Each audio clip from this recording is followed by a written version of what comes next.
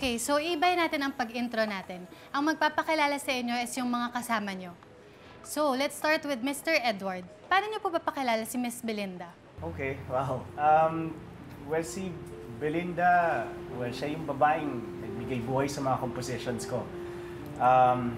Ina ng anak ko and the love of my life. Sige po, bago tayo pumunta kay Miss Belinda, let me start with you, Ariela. Sinong gusto mong pakilala sa mga kasama natin ngayon? Ako, si Elsa. Okay, so tell us, what do you know about Elsa na hindi namin alam lahat? About kay Elsa, alam ko pero hindi niyo alam na isa siyang ampon. Palabiro ka pala, no, Ariela? No, I'm not kidding. Ampon talaga si Elsa. Bakit? Hindi mo alam na ampon ka?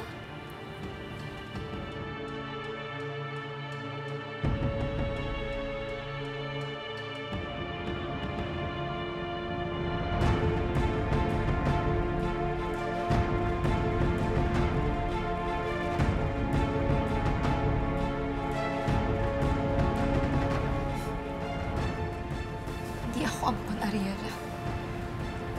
Mali yung pagkakakilala mo sa akin. Tunay ako na anak ng nanay namin, Ariela. Well, come to think of it, hindi mo nga kamukha si Aling Oreng eh. O kahit si Melody. Ariela, stop this! Saan mo ba nakuha yung impormasyon na yun? Well, it came from a very reliable source. Sa kamag-anak niyo actually.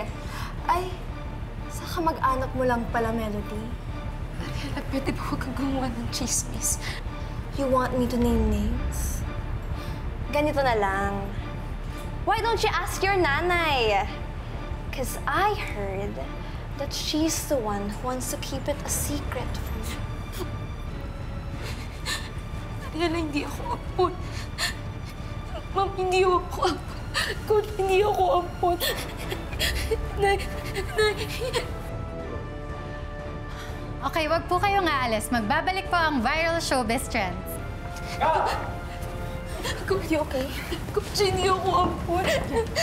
Well, of course she's not okay, Ninang. She's ampon siya. Can you please stop this? Ariela, stop it! Kung hindi ako... Yes. Halika, anak. Doon tayo. Halika na. You stop it!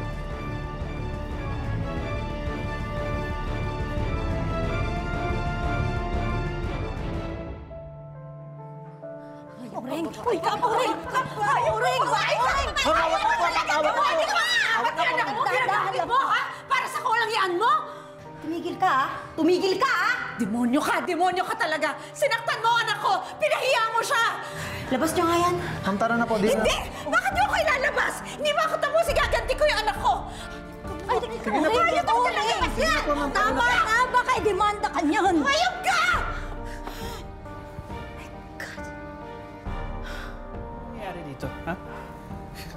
On and off cam? Nagkakagulo kayo? Are you okay? I'm okay. Kakabwisit lang yung Oreng na yun. Ako ayun pa ako. Dadamay pa ako dun sa galit niya dahil nabulgar yung baho nila ng anak niya. Eh, bakit ka naman niya aawayin? Baka naman may kinalaman ka sa nangyari kay Elsa.